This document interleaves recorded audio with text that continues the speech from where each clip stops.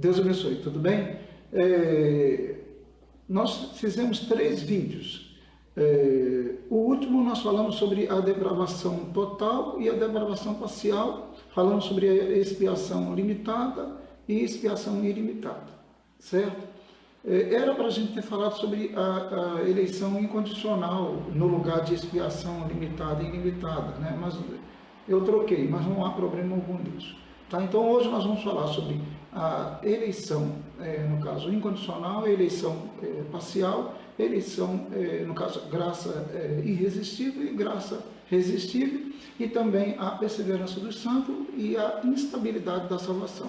Tá? Bom, vamos lá. Eleição incondicional, eleição condicional. Bom, eu não usaria nenhum dos dois termos. Não usaria. Porque se eu usar a eleição incondicional, eu tiro totalmente, eu anulo totalmente a responsabilidade do homem no processo de salvação. Tá? Se eu usar a eleição condicional, eu vou, a princípio, né, entender que há uma condição e que nessa condição o homem tem algum mérito, tem algum tipo de obra que ele faz e tal, e também eu não usaria. Bom, então o que eu faria? Eu simplesmente diria que Deus fez a eleição dos eleitos. Então, como que ele fez essa eleição? O texto ele vai ser claro, né? O texto de Efésios, que é o texto mais usado, ele vai ser claro. Tá? O verso que todo mundo conhece, o verso 1:4, diz assim, né? Assim como nos escolheu nele, né? Nele. Está muito claro lá que o Paulo está referindo-se ao Pai. Tá? Então, assim como nos escolheu, quem escolheu? O Pai. Nele, antes da fundação do mundo. Aí, para sermos santos e irrepreensíveis perante Ele e em amor total, e continua o texto. Então, o Pai nos escolheu nele. Quem nos escolheu mesmo? Com base no texto, no verso 3, o Pai. Nos escolheu nele. O critério é Cristo. A base é Cristo. Ele fez isso quando? Antes da fundação do mundo. Então eu tenho a eleição aí. A eleição ninguém pode negar, ela é bíblica. Como que ela é feita? Aí é que vem a questão. E o Paulo mostra claramente como ela é feita. O Pai não nos escolheu no Filho dele, pelo Filho dele, com base no Filho dele. O critério é o Filho dele. E ele fez isso antes da fundação do mundo. Como que ele fez isso antes da fundação do mundo? Usando, logicamente, o seu atributo, a onisciência. Bom, dentro dessa onisciência, eu tenho, obviamente, a presciência dele. Tá? Como que ele não usou a presciência dele? Olha, Deus usou a presciência dele desde quando ele é Deus. É um atributo dele, né, divino. Né? Então ele usou, como fez isso muitas vezes, até profeticamente. Lá, por exemplo, está escrito lá em Gênesis 3:15, que o descendente iria esmagar a cabeça da serpente. O que Deus está usando ali? O que ele está usando? Revelando isso ao autor que entende que é Moisés. O que ele está usando? Não é a ciência dele antecipada dos fatos? Ele está usando a ciência dele, a onisciência, né? Certo? Então, não vejo problema nenhum nisso daí. Ele usou, tanto é que é antes da fundação do mundo, está muito claro que é antes da fundação do mundo, e ponto. Não vejo problema nisso. E qual o critério que ele... Claro, o critério que ele usou. Cristo, para a eleição, o Pai que elegeu. Elegeu quem? O Filho. Todo aquele que crê no Filho tem a vida eterna. Não é isso que a Bíblia diz? Quer ver? Um texto que combina com isso, que eu até separei aqui, por exemplo, João 6, verso 17, 37, diz assim: todo aquele que o Pai me der, virá a mim. Virá a mim. Então, no futuro, né? Virá a mim. todo que o pai der para quem? Para o filho. E é isso que Paulo está dizendo lá em Efésios. Né? Nos escolheu nele, o pai nos escolheu nele. Todo aquele que o pai me der, virá a mim. E quem vier a mim, eu jamais o quê? O rejeitarei. Tá? Outro texto também que pode combinar com isso também, o João 17, verso 6. Eu revelei teu nome àqueles que do mundo me deste. Quer dizer, o pai deu o filho, né? Eles eram teus, tu os deste a mim, e eles têm obedecido a tua palavra. Obedecido, isso implica em responsabilidade do homem nesse processo. Mas o homem tem algum mérito? Não, não tem nenhum mérito. Quando nós lemos lá aqui em Efésios, capítulo 2, verso 8, por exemplo, um texto muito usado, né? Porque pela graça sois salvos. Graça, favor de Deus, merecido, sois salvos. Mediante a fé. Mediante a fé. Tá? A fé não é a causa, como muitos pensam. Não é o fazer aí, porque na verdade não é a obra, como alguns querem entender isso. Não, a fé é o canal, ela não é a causa. A fé é o canal, é o meio, mediante a fé. Né? É o meio pelo qual nós cremos em Cristo Jesus. Tá? Bom, então é tão simples. Lá quando diz lá em Efésios 1,4, assim como nos escolheu, o Pai nos escolheu nele, em Cristo, antes da fundação do mundo, usando o quê? Usando a sua onisciência, o seu atributo. Como que ele não iria usá-lo se ele usou isso tantas e tantas vezes? Quantas vezes ele falou com o profeta, por exemplo, o profeta Isaías, falando de coisas que iriam acontecer lá no tempo de Cristo? Ou até nos tempos, ou até coisas que nem aconteceram ainda. Como que ele conseguiu ver essas coisas? Porque Deus conhece todo o passado, o presente e o futuro. Tá? E alguns dizem assim, mas Deus conhece só aquilo que ele projetou, que está no plano dele. Não. Quando ele diz, lá em Gênesis, arrependeu-se o Senhor, quando o autor diz, arrependeu-se o Senhor de ter feito, por exemplo, o homem, quando ele diz, é porque o homem saiu fora do projeto dele. E porque o homem saiu fora do projeto dele, do plano dele, ele então ajustou, né? Ele precisa conhecer tudo, ele precisou conhecer tudo para ajustar. E aí ele manda o quê? O dilúvio para ajustar, porque o homem saiu fora do plano original dele de salvação. Meu Deus, Deus conhece tudo, independente de ser o seu projeto, o seu projeto, o seu plano de salvação para a humanidade. Tá? E ele dá aquelas ajeitadas na história, ele intervém na história, porque ele conhece toda a história. Tá? Então ele usou sim a sua presciência para fazer isso. Mas aí o homem então, ele viu que um homem ia crer em Cristo, os eleitos iam crer em Cristo. Sim, ele viu que os eleitos, quem elegeu? Foi o Pai. Quem nos escolheu? Foi o Pai, nos escolheu nele. Deu ao Filho. Parece que é isso que as pessoas não entenderam.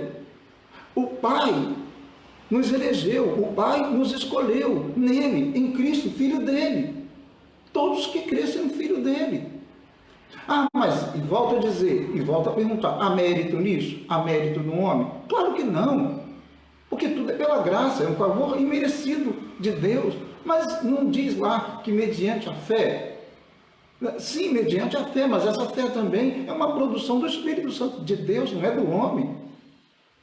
Está muito claro que Deus abre os olhos do homem para entender Deus, entender Cristo, entender a salvação. E ela é pela graça. O homem não tem mérito algum. Tá? Não tem mérito algum. Então, resumindo, em suma, o que se entende então? Olha, Deus é soberano. E na soberania dele, o Pai, no caso, falando que a gente tem que pensar às vezes, em Deus como a Trindade, e temos que pensar, às vezes, em Deus e falar o Pai, e aí o Filho e o Espírito Santo. E a gente tem que... É isso aí que às vezes confunde as pessoas. Então, o Pai, como diz o texto, nos elegeu. É só ler ali o texto ali que vão perceber isso. O Pai nos elegeu nele, em Cristo Jesus, antes da fundação do mundo. Então, ele elegeu os eleitos, com base o quê? Na fé no Filho dele. É tão simples isso.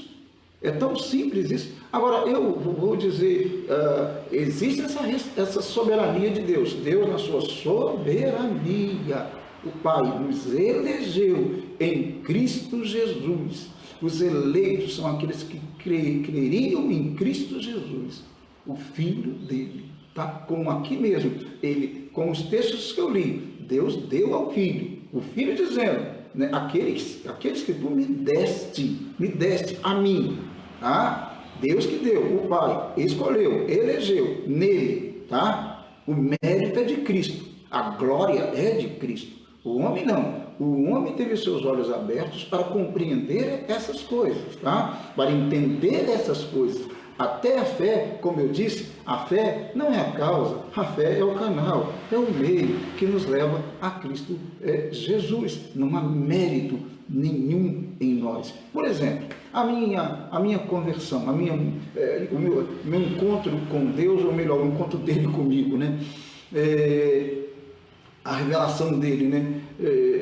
Na minha vida. Eu não ia em culto, não frequentava nenhum templo evangélico, nem qualquer um outro. Eu simplesmente colocava todas as religiões no mesmo pacote e eu não queria saber de religião na minha vida, nem de frequentar culto, nada. Mas na minha casa tinha lá evangélicos e a Bíblia ficava por lá e eu gostava muito de ler. Então o que eu fiz? E eu já contei isso em outro vídeo. O que eu fiz? Eu comecei a ler a Bíblia porque eu gostava de ler, não para encontrar Deus e nem imaginando que ali estivesse a verdade, mas para ler, porque eu gostava de ler. É alguma coisa, não tinha muitos livros na minha casa, então eu gostava de ler. Peguei e comecei a ler a Bíblia. Deus me levou a um texto X e ele abriu os meus olhos e eu então entendi Deus, entendi a salvação, entreguei minha vida a Cristo há 38 anos. Há 38 anos. Olha bem, né? Eu tenho algum mérito nisso? Claro que não. Nenhum mérito. Eu entendi as Escrituras por mim mesmo? Não, impossível. Deus levou-me às Escrituras Sagradas. Ele abriu os meus olhos e fez-me entender as Escrituras Sagradas. Mérito, glória, totalmente dele. E ele me elegeu em Cristo Jesus. Sim, né? E é lógico, aí tem, e é claro que estou demorando um pouquinho aqui nessa exposição, mas a soberania de Deus, e a responsabilidade do homem, elas se encontram em algum lugar. Porque, por exemplo, antes de eu ler as Escrituras, eu falava assim num ser superior, eu acreditava que existia um ser superior e tal. Eu tinha essas ideias, e eu falava com esse ser superior. Só eu e ele sabíamos disso, né? Que eu falava com ele, que eu falava alguma coisa com ele, né? Embora eu não ia em nenhum tipo de culto, como eu já falei, não ouvia pregações, como eu já falei, mas eu falava com esse Deus. Então ele se apresentou, ele bondosamente, amorosamente se apresentou a mim, né? Me apresentou graciosamente ao filho dele, e eu então através do Espírito dele, né, e mérito totalmente dele, né, abri os meus olhos para Jesus Cristo, para entender Jesus Cristo, entreguei minha vida a ele, né? Há algum mérito em mim? Não, tudo foi obra dele. Então, quando a Bíblia diz aqui, porque pela graça sois salvos, e diz assim, mediante a fé, porque é mediante a fé, e é justamente isso que Paulo está dizendo lá no capítulo 1, verso 4, mediante a fé nele, o Pai nos escolheu nele, né? Antes da fundação do mundo, né? E isso não vem o que? De vocês, não vem de vocês mesmos, Pronto, acabou. É dom de Deus. Não só a salvação, mas todo o processo de salvação. É um pacote. Isso inclui a fé, que também não vem do homem, né? A fé, ela vem de Deus. Então a salvação vem totalmente de Deus. Eu não usaria, portanto, a expressão nem eleição incondicional e nem condicional. Eu não usaria, porque numa eu tiro totalmente, 100% a responsabilidade do homem e anulo completamente, né? E não me parece que é isso que a Bíblia diz de capa a capa. Deus sempre vai falar sobre a responsabilidade do homem em obedecer ou desobedecer, em crer ou não crer. Tá? E o texto que eu li aqui, o João 17,6, ele diz: eu revelei o teu nome àqueles que do mundo me desse, eles eram teus, tu os deste a mim, e eles têm obedecido à tua palavra. Obedecido, eles têm obedecido. Isso implica em responsabilidade. Então eu não posso anular a responsabilidade de Deus. Então por isso eu não posso usar o termo incondicional, não usaria. E não vou usar o termo condicional, por quê? Porque não é questão de condição ou não. Não é questão, porque se eu usar esse termo, parece que o homem tem algum tipo de mérito, que fez alguma coisa por ele mesmo, né? Por ele mesmo. Não. Então eu não usaria nenhum dos dois termos. Eu simplesmente diria a eleição de Deus. É isso daí. É um pouco longo aqui e tal, mas eu espero que entendam e que tenha as pessoas entendido claramente, especialmente os meus alunos aí de História de Israel. E agora, a graça, eu não vou demorar muito nos outros pontos, né? A graça irresistível e graça resistível. Bom, outra coisa que eu também, são dois termos que eu também não usaria. Mas é certo que, meu Deus, a graça tem sido resistida desde quando o mundo é mundo. Desde o Éden a graça tem sido resistida. A graça de Deus tem sido resistida. Desde o Éden. E mais ainda, até os eleitos resistem à graça de Deus por um tempo. Quer ver, tem muitos exemplos. Vamos citar Paulo. Paulo estava onde quando Estevão estava morrendo ali? Estava ali, próximo a ele. Paulo não escutou o sermão belíssimo, expositivo de Estevão, poderoso de Estevão? Ele ouviu, ele estava ali com as roupas de Estevão. Foi cúmplice naquele assassinato, naquela execução. E aí? Ele não estava resistindo à graça de Deus? Estava resistindo à graça de Deus. Deus falava eloquentemente, poderosamente pela vida de Estevão. E Paulo, que no caso chamado o então Saulo, né, estava ali, resistindo à graça de Deus. E participou daquela execução. Entendeu? Resistindo. Agora, lá na frente, o que vai acontecer lá na frente? Mais um tempo depois, Jesus se revela a ele, né? Se mostra a ele no caminho de Damasco. Aí sim, depois de um momento assim, entendeu? Dramático, de um impacto, aquela luz tal, ele caiu, né? Reconheceu os seus erros, reconheceu os seus planos infelizes, né? Terríveis, e ele se humilha, se arrepende e pronto, está ali o eleito de Deus, Paulo, que vai, inclusive é o autor de Efésios, o autor de tantas cartas, né? Está ali, né? Ele teve um encontro verdadeiro com Jesus Cristo. Jesus se revelou a ele. Se revelou a ele. Mas ele resistiu. A Bíblia está cheia de expressões claras, nítidas, de pessoas resistindo. Jesus disse: aquele que quiser vir após mim, que quiser, dar essa ideia clara de que alguém pode não querer. Se alguém me rejeitar, eu o rejeitarei. Está muito claro. que a graça é resistida. Não quero saber quem prega isso, quem ensina isso. Eu já disse em outro vídeo, eu não conhecia calvinismo e nem arminianismo, essas ideias. Eu não conhecia essas coisas, essas correntes. Só fui conhecê-las depois que eu entrei no seminário. Então eu passei anos antes de entrar no seminário estudando e definindo essas questões, independente de conhecer essas correntes.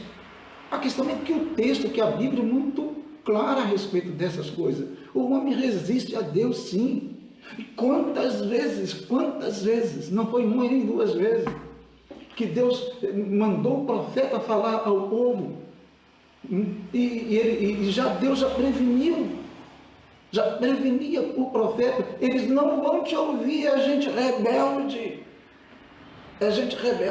eles não vão te ouvir, eles vão me resistir, vão resistir à tua palavra. Mas, meu Deus, as pessoas resistem. E eu disse, não só os ímpios, tá? Os eleitos também resistem. Eles vão acabar, claro, encontrando, vão acabar sendo iluminados, né?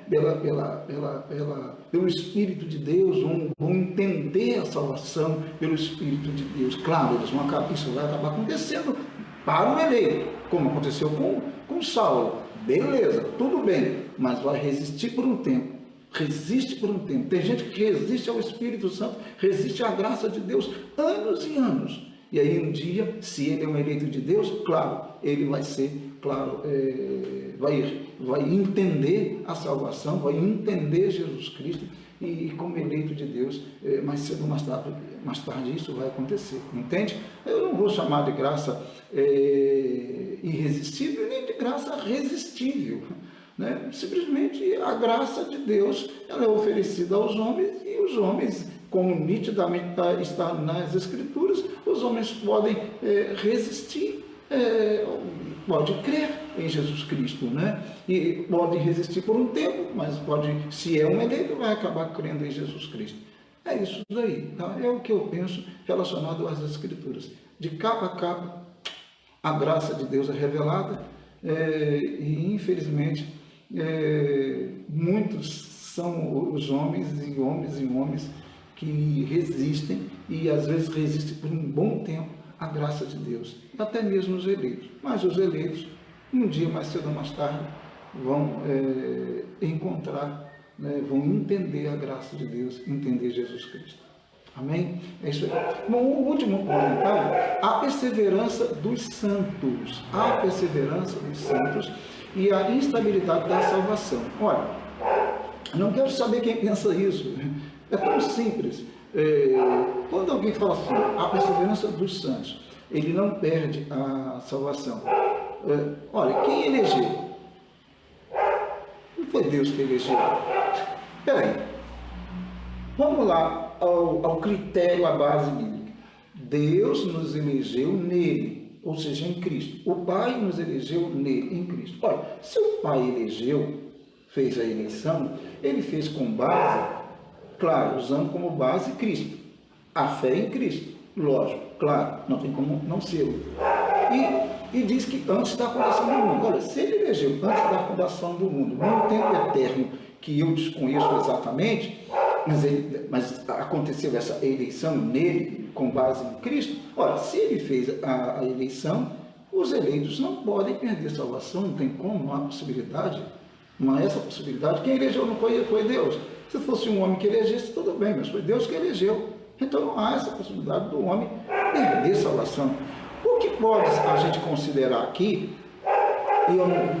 parece que eu nunca vi alguém falar essas coisas, quer dizer, isso que eu vou citar agora, mas é uma coisa que a gente pode considerar. Às vezes alguém falou e eu não ouvi também, mas tudo bem, eu vou falar aqui. É a questão da questão eclesiológica, ou seja, da ideia de igreja, de organização, de denominação, ou até mesmo de uma comunidade local, de uma igreja local, né? Então, por exemplo, eu tenho uma comunidade, vamos lá, 200 pessoas, né? Ou 300 pessoas, muito bem. Alguém participa daquela comunidade, está ali naquela comunidade, tal, mas um dia ele, né, sai daquela comunidade, por alguma razão, por alguma, sei lá, né? por algum motivo, né? Ele sai daquela comunidade. Aí alguém pode dizer assim, fulano, e vai para o mundo, né? Fulano, ele saiu da comunidade, ele se desviou.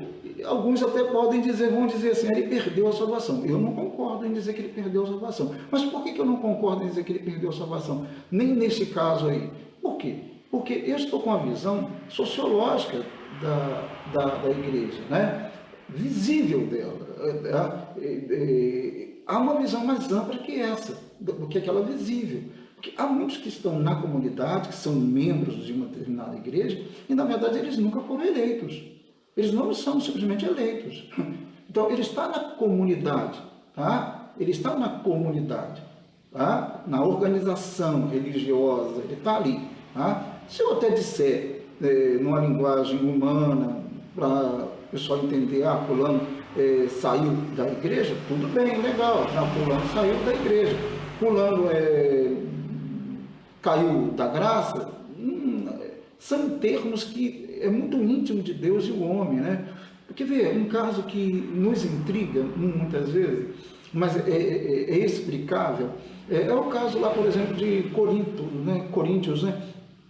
Quando aquele rapaz tem uma relação ilícita e imoral com a sua madrasta. E Paulo manda tirá-lo, ser expulso da comunidade, porque ele não era digno de pertencer à comunidade. Mas ali Paulo deixa bem assim claro de que não é a questão de salvação, é outra questão, né? Para que o seu espírito seja salvo. Ele usa essa expressão, deixando, parece entender que a questão ali, que ele não perderia a salvação, deixaria de perder, não é essa a questão ali, né? A questão é que ele tinha que ser disciplinado, o rapaz tinha que ser disciplinado, né? E diante da comunidade, né? Porque era importante para a comunidade, até a maturidade da comunidade que isso acontecesse, mas o rapaz seria expulso, seria disciplinado, estaria na mão do inimigo, né, ou à mercê do inimigo, sofreria muito. Não se sabe ali, porque a Bíblia não relata se ele voltou ou não para a comunidade, mas entende-se que ele, né, era um eleito de Deus e ele sofreria os castigos, a consequência do seu ato pecaminoso. Mas Deus iria salvá-lo. É essa ideia que o texto parece dar-nos. É isso daí. Então, eu não posso usar esses termos. Aqui é chamado de perseverança dos santos, instabilidade da salvação. Eu não posso pensar que a salvação é instável, né? Que eu posso estar sendo eleito hoje e amanhã já não ser eleito mais. Não tem como isso. Ou eu sou ou não sou eleito. Se sou eleito, sou eleito. Já acabou. Quem me elegeu? Foi Deus. Se ele me elegeu, ele sabe muito bem o que está fazendo, né? Ele me elegeu em Cristo Jesus, né? O Pai me elegeu em Cristo Jesus, claro, porque, logicamente, o próprio Pai trabalhou no meu coração, a fé e tudo mais, abriu os meus olhos para que eu entenda Jesus Cristo, entenda a salvação. Beleza? Então, eu não posso dizer que alguém perde a salvação, jamais. A Bíblia não fala isso. O eleito é eleito. A Bíblia diz o seguinte: quem tem a vida, tem a vida. Quem não tem a vida, não tem a vida. E pronto, acabou. É isso daí. Eleito é eleito. Acabou. Não tem questão de perder a eleição ou deixar de ser eleito. Não tem isso aí. Não há essa possibilidade. Isso é o que eu penso, tá? Em relação tendo como base esses pensamentos que foram colocados nessas correntes, e eu coloquei o meu ponto de vista, apenas o meu ponto de vista, tá bom? Deus abençoe a todos, em nome de Jesus, abençoe todos os eleitos em Cristo Jesus. Deus abençoe, tá? Um grande abraço.